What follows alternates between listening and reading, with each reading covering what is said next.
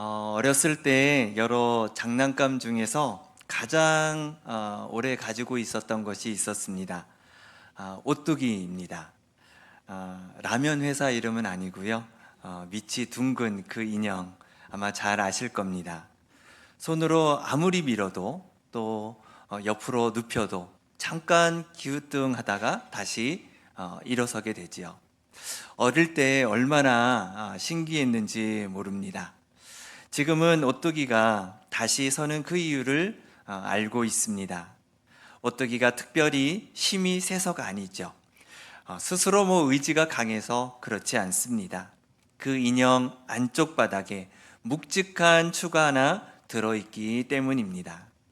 눈에 보이지 않는 그 무게가 중심을 잡고 있기 때문이지요. 그래서 넘어져도 다시 일어서게 됩니다.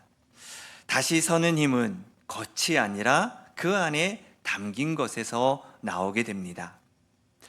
요즘 우리 주변을 둘러보면 지친 얼굴들이 참으로 많습니다.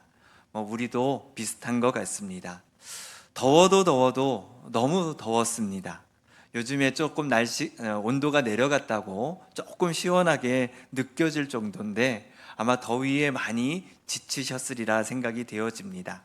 하지만 그것뿐만이 아니죠. 우리의 삶에 기대했던 것들이 무너지고 또 건강이 예전 같지도 않고 다시 일어설 수 없는 어떤 그러한 소망이 없다라는 그런 생각 때문에 많은 사람들의 얼굴이 지쳐 있고 굳어져 있는 것을 볼 수가 있습니다. 신앙생활도 그런 것 같습니다. 처음 예수님을 믿었을 때 어떠셨습니까? 그 주님을 만났던 그 뜨거움과 그 열정이 우리 안에 있었습니다. 단순했지만 하나님께 헌신하고자 하는 그런 마음이 모두에게 한 번쯤은 있었습니다. 그런데 어느새부터 그런 열정과 그런 마음에서 멀리 떨어져 가고 있는 나의 모습을 보게 되지요. 익숙함이라는 것, 또 타협 속에 머물러 있는 나 자신을 어느 순간부터 발견하게 되는 것 같습니다. 오늘 본문은 베드로 전서의 말씀입니다. 예수님의 제자 베드로, 그가 쓴 서신입니다. 그는 로마 제국 아래 낯선 땅에서 살아가고 있는 성도들에게 쓴 편지이지요. 그들은 지금 나그네 생활을 하고 있습니다. 신앙 때문에 손해를 보기도 하고 또 이방 땅에서 이리저리 떠돌리며 또 배회하던 그러한 성도들이었습니다. 마음이 안정되지 못하지요. 두려움이 있고 또 피곤함이 있습니다. 그러므로 인해서 그들의 그 신앙과 그 거룩함이 무너지고 있는 그러한 위험에 놓여 있었습니다. 바로 그들에게 오늘 사도 바울이 베드로가 외칩니다. 다시 거룩한 자가 되라. 여기에서 그들에게 거룩한 자가 되라는 말은 처음 듣는 말이 아닙니다. 이미 그들은 성도로 불려진 거룩한 사람들이었습니다. 그런데 그들이 핍박 앞에서 놓쳐버리고 마른 것이 있지요. 그것이 바로 거룩함이었습니다. 그래서 베드로는 그들을 향해 다시 거룩한 자로 서야 될 것을 권면하고 있습니다. 넘어졌다고 끝은 아닌 것이죠. 다시 일어서면 됩니다. 오뚜기처럼 신앙의 거룩함을 다시 세우는 것입니다. 이것은 이 힘이 우리의 겉모습에서 나타나는 것이 아니라 우리 안에 담긴 것에서 나오는 것이기 때문이죠. 우리도 은혜로 구원을 받았지만 여러 상황 속에서 거룩함이 약해졌습니다. 다시 마음의 허리를 동이고 옛 사욕에서 돌이켜서 우리를 부르신 하나님의 능력으로 다시 서는 은혜가 저와 여러분 가운데 있기를 간절히 소망합니다. 자, 먼저 13절 말씀부터 한번 같이 읽어보겠습니다. 자, 시작. 그러므로 너희 마음의 허리를 동이고 근신하여 예수 그리스도께서 나타나실 때에 너희에게 가져다 주실 은혜를 온전히 바랄지어다. 아멘. 자, 여기서 마음의 허리를 동이라라는 말이 있습니다. 이 말이 참 이렇게 마음에 확 닿는 그런 표현은 아닙니다. 당시 사람들은 발끝까지 내려오는 긴 옷을 입고 다녔습니다. 그런데 달리거나 힘써 일을 하게 되려면 그 옷자락을 허리띠로 바짝 묶어야만 했습니다. 옷을 동이지 않으면 발에 걸려 넘어지기 때문이지요. 베드로는 바로 이 모습을 지금 빌려온 겁니다. 그래서 마음의 허리에 동이라는 것을 하라는 것이죠. 허리에 동이라는 것입니다. 우리가 오래 앉아 있다가 갑자기 일어서면 어떻게 됩니까? 허리가 바로 펴지지 않습니다. 뻣뻣하게 굳어 있었기 때문이죠. 우리의 마음도 그렇습니다. 우리가 기도의 긴장, 또 말씀의 긴장이 오래 풀려 있으면 마음도 굳어버리게 되지요. 이상하게도 세상의 일에는 참 민감합니다. 그런데 하나님의 일에는 참 무딥니다. 뉴스 하나에는 마음이 막 요동치게 되는데 말씀 한 구절에 아무 감동이 없습니다. 마음의 허리가 풀려 있기 때문입니다. 그런데 베드로는 허리를 동이는 방향을 분명하게 말하고 있습니다. 방금 13절 말씀처럼 예수 그리스도께서 나타나실 때에 너희에게 가져다 주실 은혜를 온전히 바랄지어다, 이렇게 말하고 있습니다. 여러분, 우리는 이미 은혜로 구원을 받았습니다. 아멘이십니까? 그렇습니다. 우리는 이미 은혜를 받았습니다. 그러나 아직 다 드러나지 않은 은혜가 있습니다. 바로 주님이 다시 오실 때 우리의 구원이 완성될 그날의 은혜입니다. 모든 눈물이 씻겨지고 모든 고통이 사라지고 하나님 나라의 영광이 온전히 드러날 바로 그날이지요. 신앙이 무너질 때 나타나는 공통점이 있습니다. 마음이 미래의 은혜나 소망이 아니라 지금 바로 내 앞에 있는 그 염려와 욕심에 붙들려 있다라는 것입니다. 주님께서 다시 오실 날에 그 소망이 희미해지면서 눈앞의 것이 커 보이는 것이지요. 그러면 두려움과 욕심과 비교가 우리 마음의 주인이 됩니다. 반대로 은혜를 기다리는 사람은 지금의 그 유혹에 쉽게 끌려다니지 않습니다. 재림의 소망은 먼 교리가 아니라는 겁니다. 오늘 하루를 붙드는 힘이 바로 여기에 있습니다. 사랑하는 성도 여러분, 지금 우리 마음의 허리에는 어떻게 되어 있습니까? 혹시 기도의 허리, 말씀의 허리, 예배의 허리가 느슨하게 풀려 있지는 않으십니까? 그러면서 우리는 이렇게 물어봅니다. 왜 내 삶이 이렇게 흔들리는 걸까? 왜 예전에 그 열심이 사라져 버렸을까? 오늘 주님이 말씀하고 계십니다. 마음의 허리를 다시 동이고 다시 은혜를 바라보라고 말씀하고 계십니다. 거룩함으로 다시 서는 일은 이악 물고 종교적인 행위에서 나타나는 것이 아닙니다. 주님이 오실 그 날을 다시 바라보는 데서, 소망으로 마음을 재정렬하는 데서 시작된다라는 사실을 여러분들 믿으시기를 바랍니다. 14절 말씀 또 같이 한번 읽어보겠습니다. 자, 시작. 너희가 순종하는 자식처럼 전에 알지 못할 때에 따르던 너희 사욕을 본받지 말고. 아멘. 베드로는 성도들을 향해서 순종하는 자녀다, 이렇게 부르고 있습니다. 우리는 예수 그리스도의 피로 구원을 받아서 이제 하나님의 자녀가 되었습니다. 그러나 이전에는 우리는 알지 못할 때가 있었습니다. 하나님이 누구신지, 십자가가 무엇인지, 복음을 모르던 그런 사람들이었습니다. 그때 우리의 기준은 딱 하나였어요. 바로 내 욕망이었습니다. 내가 원하는 것, 내가 즐거운 것, 사람들의 인정받는 것, 세상에서 성공하는 것, 그것이 우리의 사욕이었습니다. 베드로는 말합니다. 그 사욕을 본받지 말라. 강력하게 말하고 있습니다. 여기서 우리가 중요한 사실을 우리가 알아야 됩니다. 구원을 받았어도, 하나님의 자녀가 되었어도 옛 습관은 여전히 우리를 끌어당기고 있다라는 것이죠. 오래 입어 편해진 옛 옷이 있습니다. 몸에 익숙하고요. 그래서 손이 저절로 가게 됩니다. 그런데 이제 새 사람이 되었습니다. 몸이 바뀌어졌습니다. 더 이상 그 옷은 맞지 않아요. 그런데도 옛 옷만 계속 붙들고 있으면 어떻게 될까요? 삶 전체가 어색하게 되어집니다. 베드로가 말하는 거룩은 바로 이것을 말하는 겁니다. 옛 옷을 벗고 새 옷으로 갈아입는 것이지요. 다시 말해서 구원받은 하나님의 자녀답게 살라고 말하고 있는 것입니다.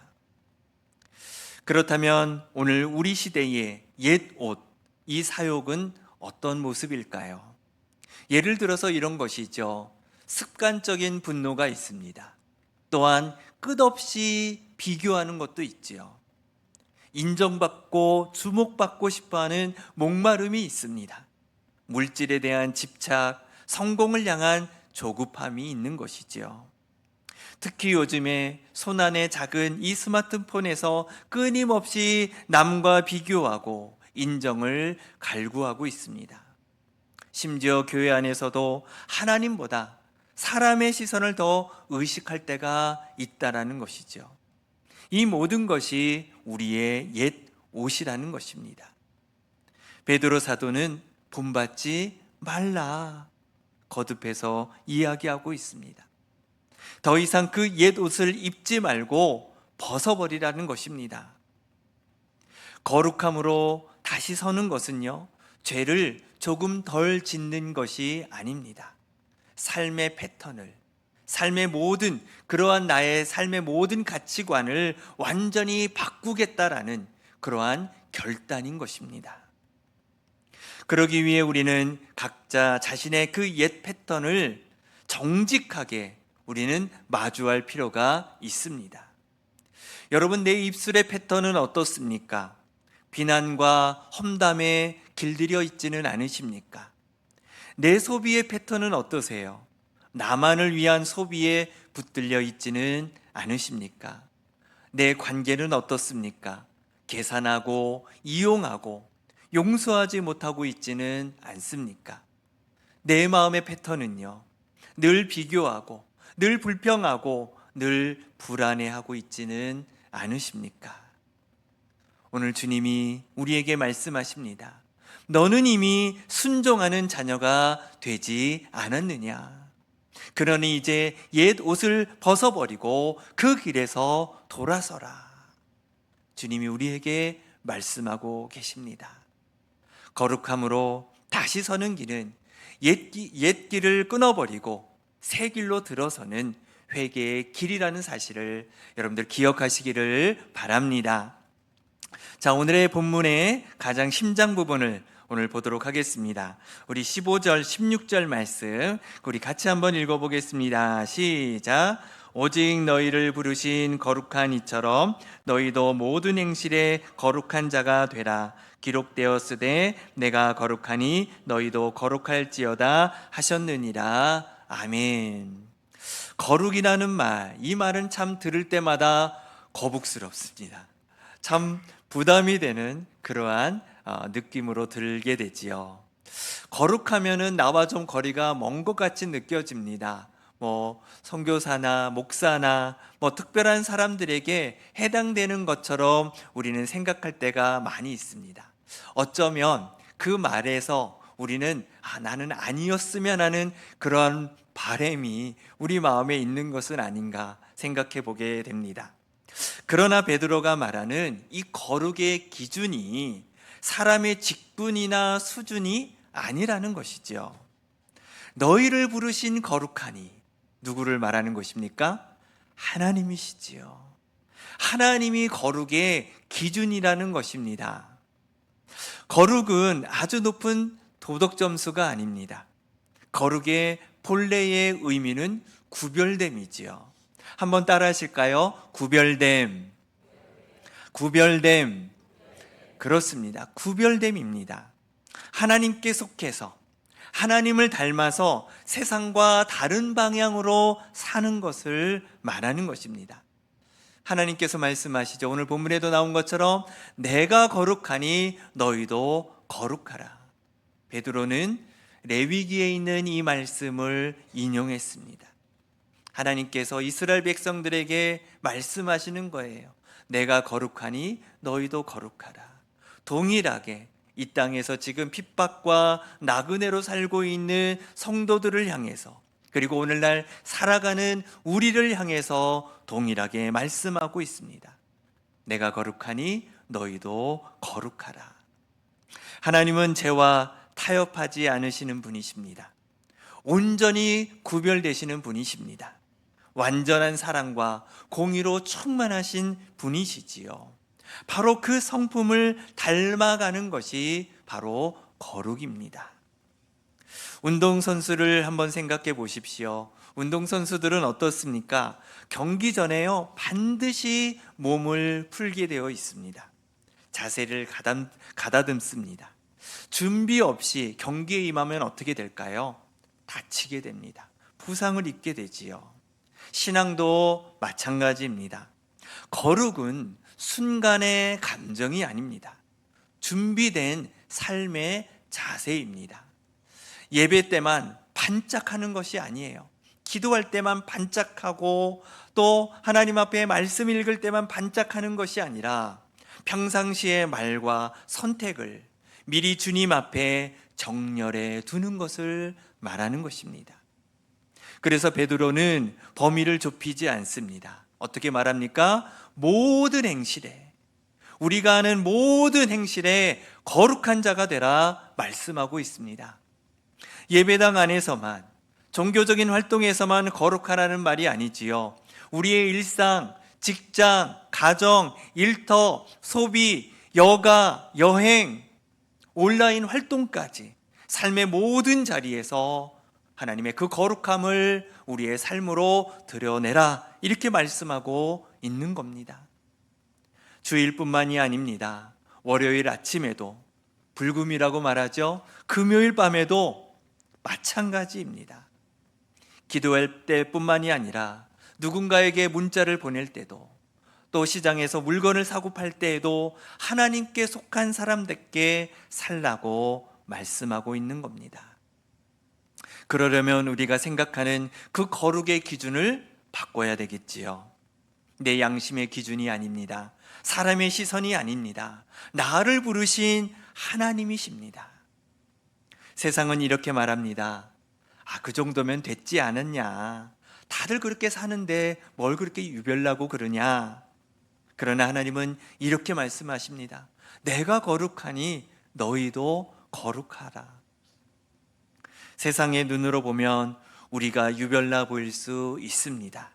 그러나 하나님 나라의 눈으로 보면 그 유별남이 바로 거룩함입니다. 오늘 주님이 우리에게 물으십니다. 너의 모든 행실이 나의 거룩함을 닮아가고 있느냐? 너의 말과 생각과 선택이, 너의 시간과 물질을 쓰는 것이 거룩한 나를 드러내고 있느냐? 우리는 이 질문 앞에 겸손히 서야 될 줄로 믿습니다. 여기까지 들으면 이런 생각이 드실 겁니다. 거룩하라는 말씀이 무엇인지는 알겠는데 이미 거룩이라는 단어가 나와 이미 내 삶에 너무 멀어져 있는데, 이렇게 생각하시는 분들이 있지요. 바로 그 마음이 바로 오늘 복음으로 다가오는 것입니다. 우리가 베드로전서 1장의 큰 흐름을 우리가 놓치지 말아야 되는데요. 베드로는요, 거룩이라는 이 말을 하기 전에 먼저 구원에 대해서 말을 하고 있습니다. 예수 그리스도의 피로 값주고 사신 그 은혜, 창세전부터 예비하셨던 구원의 계획, 성령께서 우리를 구별하신 그 은혜, 이것이 먼저라고 이야기해 주고 있습니다. 그리고 나서 그러므로 거룩하라고 말하고 있다라는 것이죠. 거룩은 벌을 피하려는 우리의 몸부림이 아니라는 것입니다. 하나님의 그 놀라우신 그 구원의 은혜에 감사하는 응답이라는 것이죠. 우리가 거룩함으로 다시 서야 되는 그 이유는 우리가 혼나지 않으려고 그렇게 하는 것이 아닙니다. 이렇게까지 나를 사랑하신 하나님, 그 하나님의 놀라우신 그 은혜에 내가 어찌 응답하지 않을 수 있으랴. 그러한 사랑의 논리라는 것입니다. 사랑하는 여러분, 기억하십시오. 은혜 없는 거룩은 율법주의가 됩니다. 반대로 거룩이 없는 은혜는 방종이 됩니다. 복음은 이 둘을 하나로 묶는 겁니다. 은혜에서 흘러나오는 거룩으로 응답되어지는 은혜라는 것이지요. 그러니 다시 거룩함으로 서라는 것은 내 힘으로 완벽해지겠다라는 그런 결단이 아닙니다. 오히려 내 연약함을 인정하고 하나님의 그 은혜를 붙들고 그 은혜에 조금이라도 합당하게 살고 싶다라는 그러한 고백입니다. 오뚜기가 다시 서는 것은 겉이 강해서가 아니지요. 그 안에 담긴 무게 때문입니다. 우리도 그렇습니다. 우리가 다시 거룩함으로 서는 것은 우리의 의지가 대단해서가 아니라 우리 안에 담겨진 그 놀라운 은혜, 곧 예수 그리스도의 그 십자가의 은혜 때문인 줄로 믿습니다. 히브리서는 예수님이 자기 피로 백성을 거룩하게 하시려고 성문 밖에서 고난받으셨다, 이렇게 말하고 있습니다. 우리의 거룩은 우리가 쥐어짜는 것이 아닙니다. 십자가에 흘리신 그 그리스도의 보혈에서 흘러나오는 것이지요. 그 은혜가 우리 중심에 자리 잡고 있기에 넘어져도 우리가 다시 일어설 수 있습니다. 나를 거룩하게 하신 하나님이 오늘도 나를 붙들고 계시다는 사실을 여러분들 믿으시기를 바랍니다. 오늘 말씀을 마음으로 한번 정리해 보십시오. 우리는 마음의 허리를 동이고 주님 오실 날에 그 은혜를 바라보고 소망으로 다시 섭니다. 우리는 전에 따르던 사욕의 옛 옷을 벗어버리고 순종하는 자녀답게 다시 섭니다. 우리는 거룩하신 하나님을 기준으로 모든 행실에서 거룩을 회복하며 다시 섭니다. 그리고 이 모든 것을 버리무서워서가 아니라 은혜가 감사해서 합니다. 오늘 주님이 우리에게 물으십니다. 너는 지금 어떤 옷을 입고 있느냐? 옛 사욕의 옷이냐? 거룩의 옷이냐? 혹시 이 자리에 나는 이미 멀어졌다라고, 나 같은 사람은 다시 거룩하게 설 수 없을 것이라고 생각하고 계시다면 오늘 말씀이 우리에게 이렇게 이야기해 주고 있습니다. 지금이라도, 이 자리에서라도 다시 거룩함으로 서라. 너를 부르신 분은 거룩하신 하나님이시다. 그분은 너를 정죄하려고 부르신 것이 아니라 은혜로 붙들어 회복시키려고 부르셨다. 오늘 말씀이 우리를 그렇게 부르고 있습니다. 사랑하는 성도 여러분, 우리는 완전하게 거룩할 수 없습니다. 나를 부르신 하나님이 거룩하시기에 그 거룩을 향해 우리는 한 걸음 한 걸음 나아가는 것입니다. 거룩은 완벽할 수 없습니다. 하나님께로 다시 방향을 돌리는 것입니다. 주님은 우리를 정죄하시려고 부르시는 것이 아닙니다. 우리를 다시 세우시려고 우리를 부르셨습니다. 오뚜기 안에 그 묵직한 추처럼 십자가의 은혜가 우리 중심을 붙들고 있습니다. 오늘부터 다시 마음의 허리를 동이십시오. 옛 옷을 벗어버리고 거룩함으로 다시 서십시오. 그리고 이렇게 도움의 기도를 하나님 앞에 드렸으면 좋겠습니다. 주님, 제 마음의 허리를 다시 동여 주십시오. 주님 오실 날에 그 은혜를 바라보게 해 주십시오. 옛 사욕의 길에서 돌아서게 해 주십시오. 나를 부르신 하나님처럼 제 모든 행실이 거룩해지기를 원합니다. 무너진 이 자리에서 은혜를 힘입어 거룩함으로 다시 서게 하옵소서.